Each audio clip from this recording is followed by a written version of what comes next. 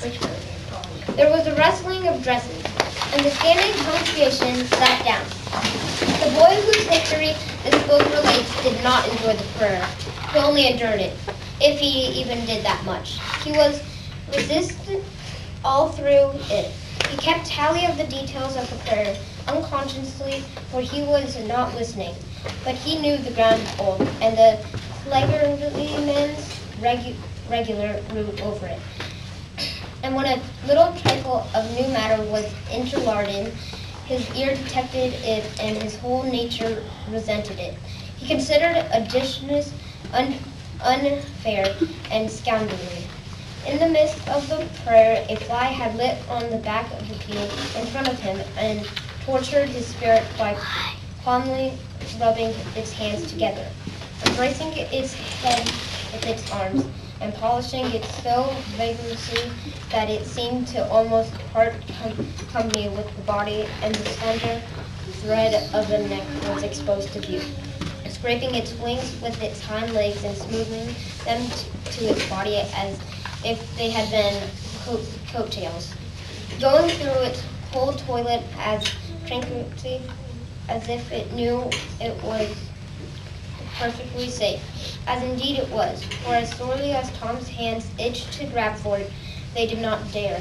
He believed his soul would instantly destroyed if he did such a thing while the prayer was going on.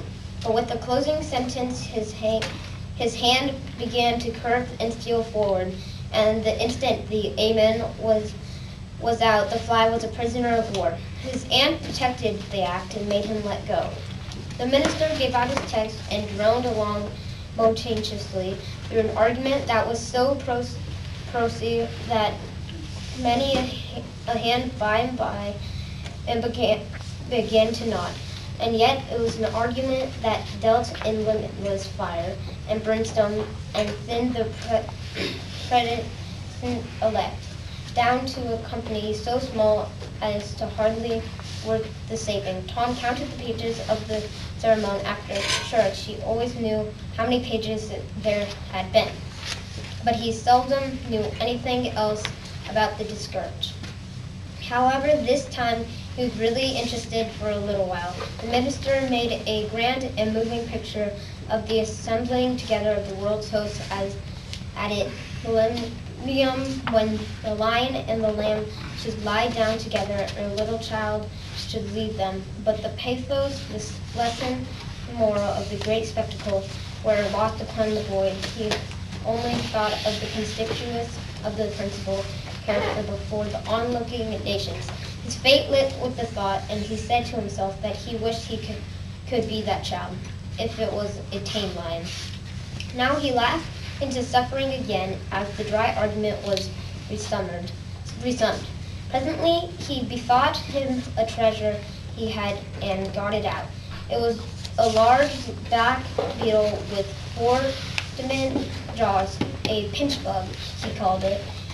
It was in a person's cap box. The first thing the beetle did was to take him by the finger. A natural fillip followed. The beetle went floundering into the aisle and lit on its back, and the hurt finger went into the boy's mouth. The beetle lay there working its helpless legs, unable to turn over. Tom eyed it and longed for it, but it was safe out of his reach.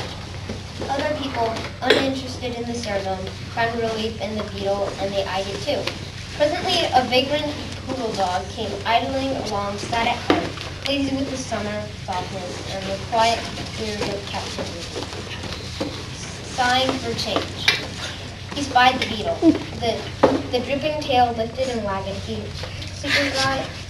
surveyed the prize, walked around it, smelt at it from a safe distance, walked around it again, grew bolder, and took a closer smell, then lifted his lip and made a gingerly snatch at it, just missing it, made another, and another, began to enjoy the diversion, subsided to his stomach with the beetle between his paws, and continued his experiments, grew weary at last, and then indifferent and absent-minded, His head nodded, and little by little his chin descended and touched the enemy who seized it. There was a sharp yelp, a flirt of the poodle's head, and the beetle fell a couple of yards away and lit on its back once more. The neighboring spectators shook with a gentle inward joy. Several faces went behind fans and handkerchiefs, and Tom was entirely happy. The dog looked foolish and probably felt so. But there was resentment in his heart too, and craving for revenge. So he went to the beetle and began a wary attack on it again, jumping at it from every point of the circle, lighting with his forepaws within an inch of the creature, making even closer snatches at it with his teeth, and jerking his head till his ears flapped again. But he grew tired once more after a while, tried to amuse himself with a fly, but found no relief. Followed an ant around with his nose close to the floor, and quickly wearied of that. Yawned, sighed, forgot the beetle entirely, and sat down on it. Then there was a wild yelp of agony, and the poodle went sailing up the aisle. The yelp continued, so did the dog. He crossed the house in front of the altar. He flew down the other aisle. He crossed before the doors. He came up the home stretch.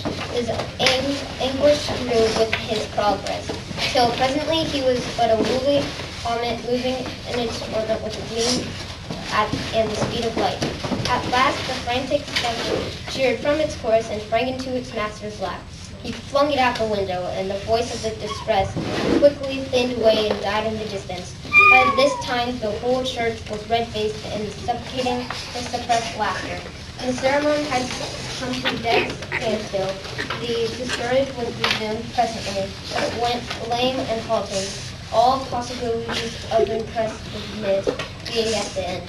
For even the gravest sentiments were constantly being received with a smothered burst of unholy mirth, under cover of some fugue, as if the poor parson had said a rarely facetious thing.